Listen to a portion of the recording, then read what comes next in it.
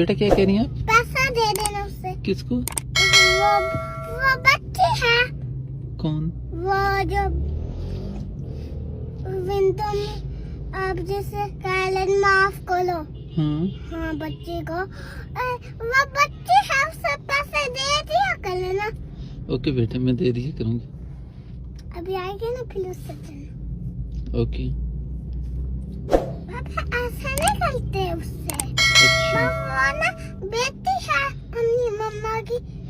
अच्छा। हाँ ओके अब आएगी मैं दे दूंगा बेटा। बेटा ऐसे छोटों को पैसे नहीं देते ना, फिर वो हर बंदे से पैसे मांगने लग जाते हैं।